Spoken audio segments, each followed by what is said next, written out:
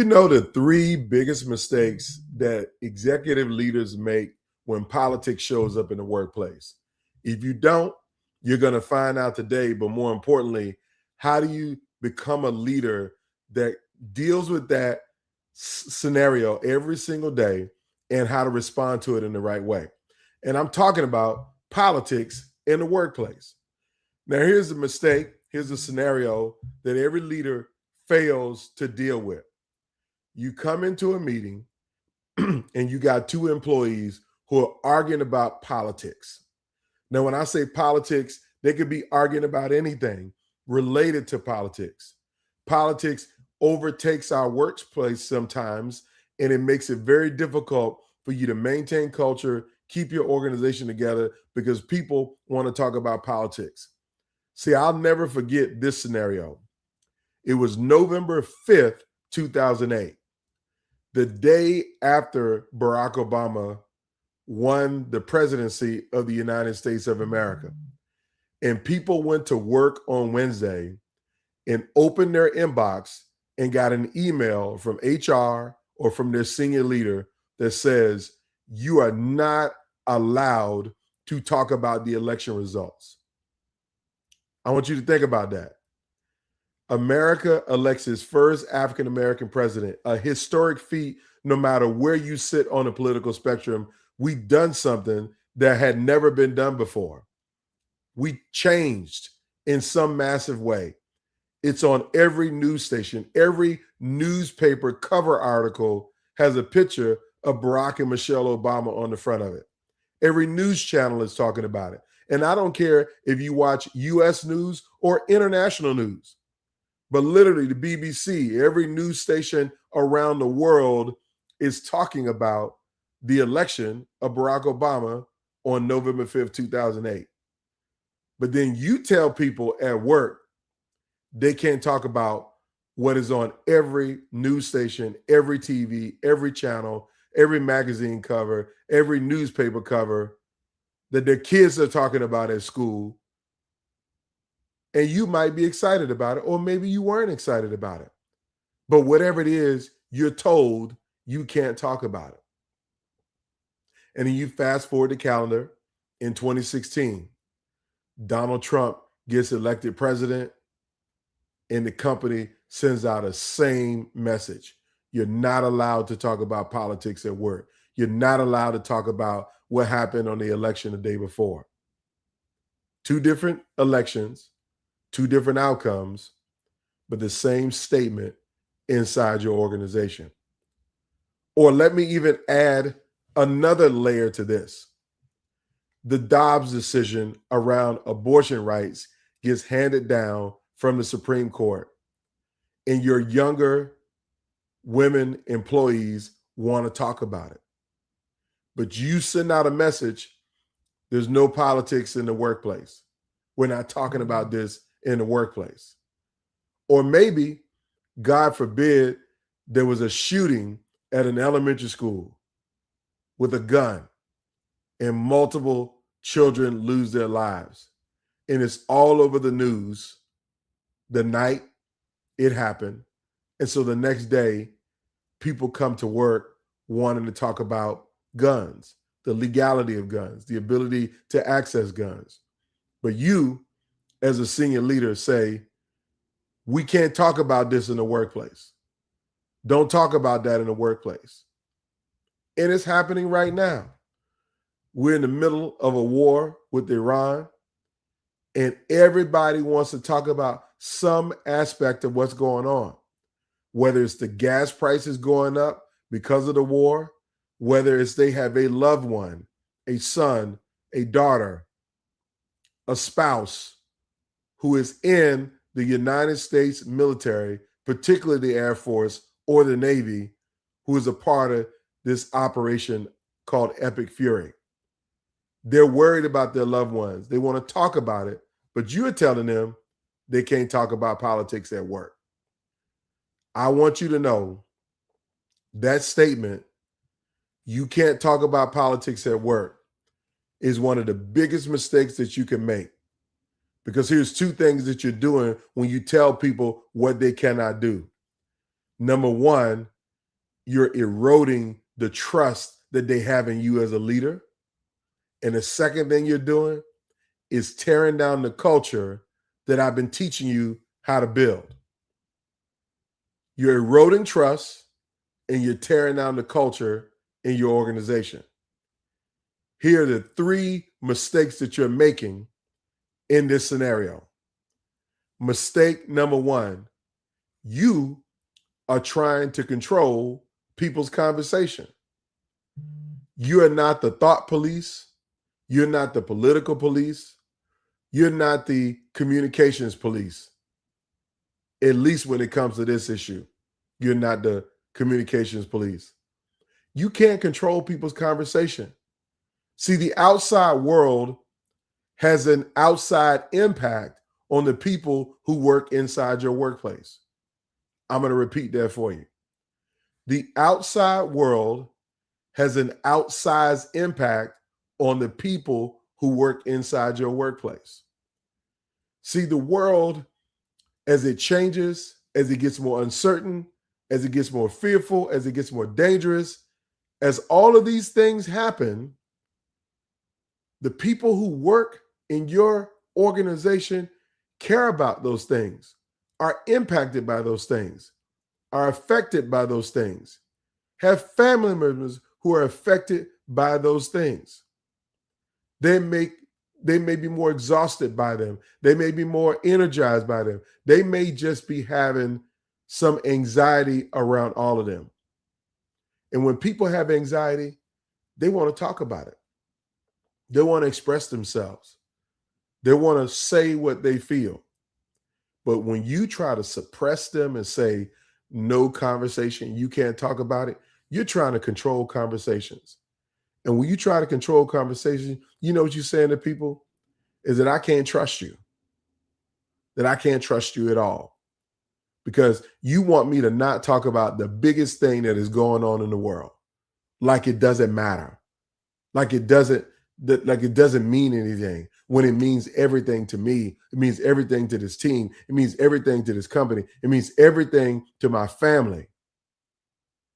You're trying to tell them to don't talk about something that everybody else is talking about.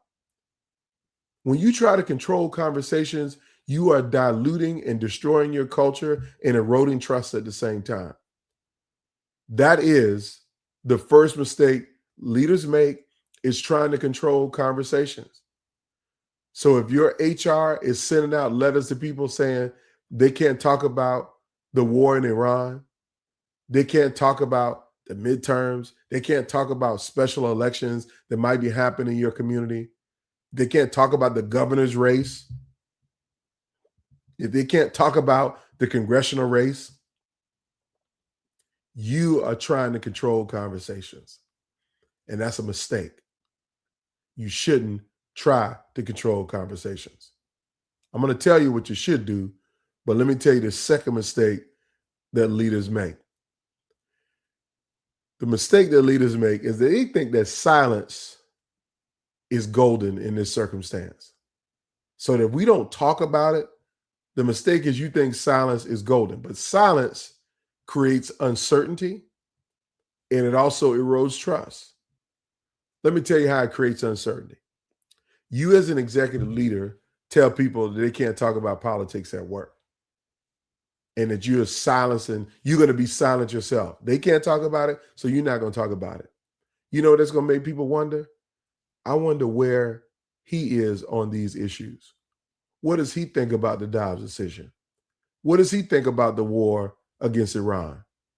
What does he think about this? What does he think about that? What does he want to see with this? They don't know. And I told you in a previous session that Nas has a great quote. People fear what they don't understand. So if they don't understand where you're coming from as a leader because you've chosen to stay silent, then they're going to fear you. They're going to create some uncertainty, they're going to make up their own story about you in their head because you are not talking about what everybody else is talking about. Silence is not golden. It creates uncertainty and it erodes trust because you as a leader are living in oblivion and avoiding what everybody else is talking about. That is a huge mistake. One of the most huge mistakes that you can make as a leader is to be silent when everybody else is talking. When you choose to be silent when everybody else is talking, that is a mistake. Why is it a mistake? Because people are expecting to hear from their leader. They want to know that the leader can set the table, set the temperature, set the thermostat. They want you to do all of those. But you can't do that if you're choosing silence.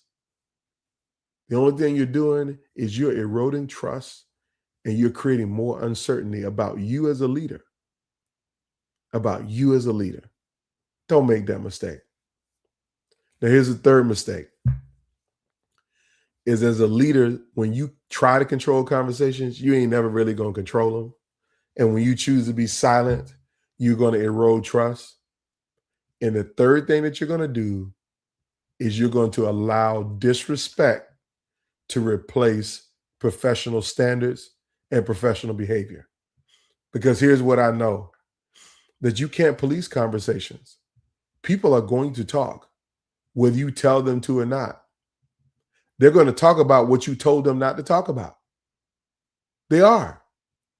But because you didn't provide any framework for them on how to talk about it, when to talk about it, where it's appropriate, where it's not appropriate, or the behavior around the appropriateness of it, they're going to do what they're going to do, which can quickly turn those conversations into disrespectful, angry, verbal problems. You don't want that. That's going to destroy your culture. The disrespect will destroy your culture more so than the topic will destroy your culture. I don't care if it's guns, abortion, election outcomes, wars, calamity. Doesn't matter what it is. You got to trust that your employees are emotionally intelligent enough, smart enough to have a civil conversation. But they will only have that civil conversation if you lay down the standards of behavior and the ground rules for how we treat and talk to each other at work. But if you don't do that, you're going to create chaos. You're going to allow disrespect and distrust to replace professional standards. That is a mistake and a no-no. So those are the three things that leaders miss the mark. The three mistakes that leaders make when politics enters your workplace. Number one, you trying to control conversations and you can't control them. Number two, you're being too silent about all of this going on in the world and you're losing your people. They trust you less and they're more uncertain. And number three, because you didn't put guardrails around it, you've allowed disrespect to take over in the workplace. So now let me tell you what you should do to become the leader that builds an amazing culture, that maintains a high level of trust, no matter what divisions might exist in our country, in our mindset, in our politics. You can overcome all of this. I have overcome all of this because I implement these three things. I do these three things on my team and for my client organizations that I work with, that I speak on their leadership stages in their meetings. I help them with these same three things. As a matter of fact, I got a question just yesterday from someone in the pharma industry about this. So this is not something that's old or esoteric. This is real time. I got asked this question yesterday. I'm like, what do you do to manage politics in the workplace as a leader? So let me tell you the three things that you must do, you should do, you have to do if you want to become a leader who navigates these waters, keep your culture intact, and to build a higher level of trust amongst the people that you lead. This is the first thing. Number one, you have to set the standard that disagreement is okay, but disrespect will get you fired. I'm going to say it again.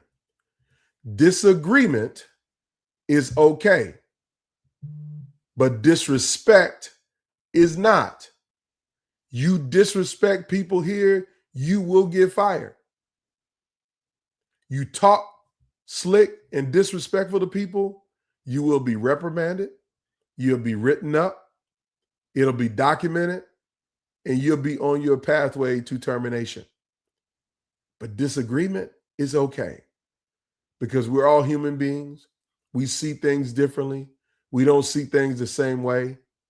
But you have to set the standard that it's okay to talk about what's going on in the world, but it is not okay to be disrespectful to your colleagues. And if I find out that anybody is being disrespectful, report it to me and we will handle it with an appropriate HR investigation around the disrespect. Because we have some standards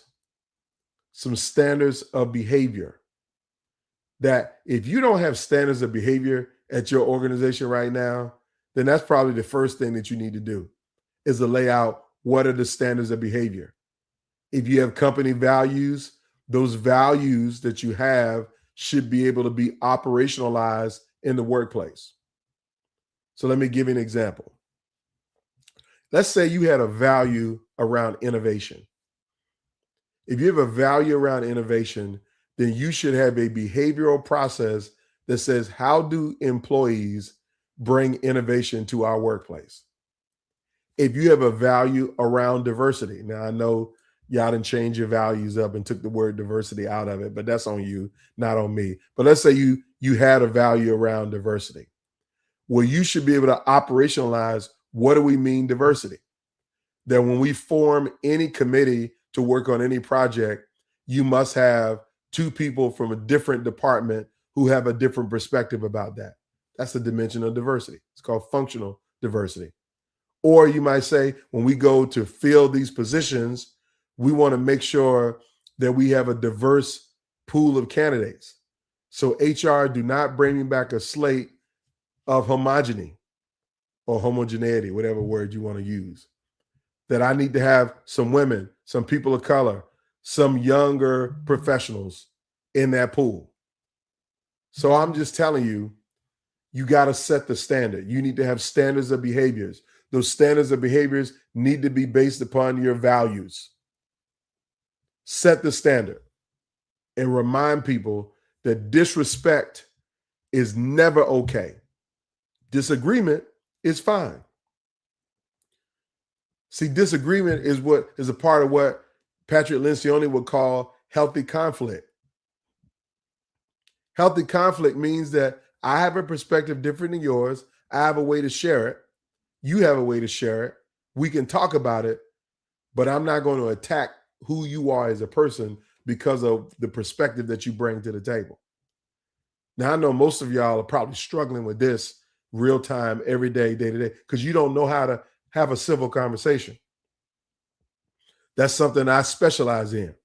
So if that's something that you're struggling with and you need some help with, I want you to type into the chat civil, or you can send me a DM and type the word civil. I'd be happy to help you and give you some framework. So again, number one thing you need to do when politics enter your workplace is to remind people of our standard. What is a standard? Disagreement is acceptable. Disrespect is not. That should be the standard. The standard is the standard. Okay? Second thing that you need to do as an executive leader that is leading a team where politics has entered the workplace is that you personally need to lead with clarity and not avoidance. And this is what I was telling that leader yesterday in the pharma industry. See, I encounter a bunch of CEOs who are in their, let's say, mid 50s to early 60s. They're solidly Gen X. where we learn somewhere along the lines that our personal beliefs are our personal beliefs. We need to keep them to ourselves. We don't need to be sharing them with anybody else. But now we're C-level executives, CEOs in organizations where a third of our workforce, 35% of our workforce, are our children's age or our brother's children's age, our nieces and nephews' age. They're 18 to 35 years old in the workplace right now. And that Gen Z generation, they value transparency more than they value anything else. So they're coming to work wanting to know what is their CEO's position on the Dobbs decision about abortion. And the CEO is saying, well, we make widgets here. What does widgets got to do with abortion? Nothing. We make widgets. I'm happy to talk about widgets and how we design the new widget, the Model 4 widget, and how we're going to sell this into the marketplace. See, they want to talk about everything related to business, but not what's important to their employees. Because those young employees don't really care whether you're pro-life or pro-choice. They just want to know, who am I working for? Does this person have a heart? Does this person care? Is this person a human being? Does this person care about the fact that young kids got shot and killed in the elementary school? They want to hear that from you.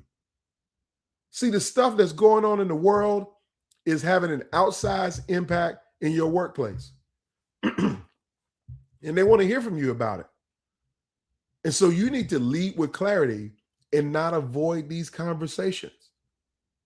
But leading with clarity requires you to know what to say, how to say it, and when to say it. And it could be on all these issues. You could just acknowledge the fact that this war with Iran is raising gas prices. And I know several of you commute to work long distances. And because of that, I know it's having a financial impact on you and your family. So we're going to have a temporary policy that if you don't have a existential reason for being in the office, we're going to allow you to telework, even though we've gotten rid of our telework policy. I just want to save you some money on some gas because this war is affecting your pocketbook. How simple was that? How much of a leadership skill did it take for you to have some empathy of the prices and the impact that people are spending money to commute to work? Or maybe you can't do that because everybody is essential and needs to be at work. But you need to acknowledge that I do know that this is having an impact financially on all of you that have to come to work. And me and the senior leadership team are looking at options of what we could do to support you until there's a temporary reprieve in this, economic crisis around gas prices. Say something, say anything, but be cogent. Acknowledge the reality. Maybe even let people know how this makes you feel. Say something like, war is hell and I don't like it. War is good for some businesses, but it ain't good for ours. And then there are other companies where war is really good for their business. They might say something like this, war is bad. I'm concerned about the loss of lives. And I also understand that we actually benefit from this conflict escalating. And I want you to know that is not how we started this company. It's not how we built this company to profit off of war. So we are lobbying and advocating for an end to this war, even though it might hurt us financially. Because we believe that nothing is more sacred than a human life. How hard is that? So what am I telling you to do? If you want to navigate when politics shows up in the workplace, you have to lead with clarity and not avoidance. You cannot stick your head in the sand and refuse to talk about what everybody else is talking about. You look like a fool. That if your entire workforce is talking about the midterms, or they're talking about the war, They're talking about what the president said on TV last night. They're talking about what happened. If they're talking about any of this stuff and you walking around whistling Dixie, living in oblivion, you're saying to them, this dude is disconnected. This dude has no idea of what's going on. Why would I want to work for somebody who has no idea? I can't trust him. He must be involved in some kind of way. Yeah, you're not involved. But again, when you don't communicate with clarity and you avoid the conversation, people will make up a story in their own heads about you and about what you're doing. So my context for you is you have to lead with clarity and not avoidance. That's the second thing. Here's the third thing, final, and I'm about done here. You really need to create some guardrails that protect your culture. So when I say guardrails that protect your culture, I already gave you some. It's some professional standards. You got to have professional behavioral standards of how people are expected to show up at work. You also need to communicate with transparency around what is a violation of those standards. The standards should be unambiguous, and they also should be unambiguous around the consequences for people who violate those standards. It ain't hard. It ain't hard. What does disrespect look like in the workplace? List out the things that says disrespect. List out the things that says what respect is. And transparently share that with everybody. So there's no ambiguity around whether what somebody said or how they said it is disrespectful. Like one example of disrespectful might be putting insulting photos of animals on people's desks. That's disrespectful. If you carve out a picture of a monkey and put my face on it and put it on my desk, that's disrespectful. You can give people examples of what respect and disrespect look like. Matter of fact, I'm going to encourage you to do that. So people need to know. So you got to create some guardrails around your culture and what's acceptable and what's not. You need to talk about dignity. What does it mean to keep dignity? What does it mean to keep respect? What does it mean to keep trust in our organization? You do that, and you'll be able to navigate people talking about politics at work.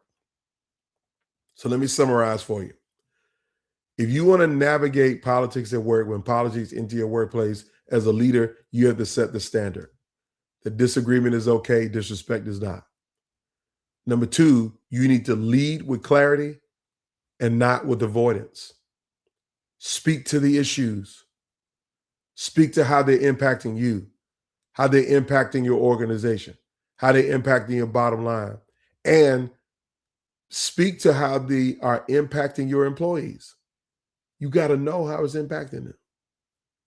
And the third thing you need to do is set guardrails around your culture, guardrails around respect, around trust, around dignity, and around how people communicate. If you do that, the uncertainty that exists in our world today that could bring a heated conversation into the workplace, you'll be able to navigate it. And you'll navigate it with confidence. And if you need some help navigating all of this, if this presentation that I gave in this session would be helpful to your team, to your leaders, by all means, I'd be happy to help you.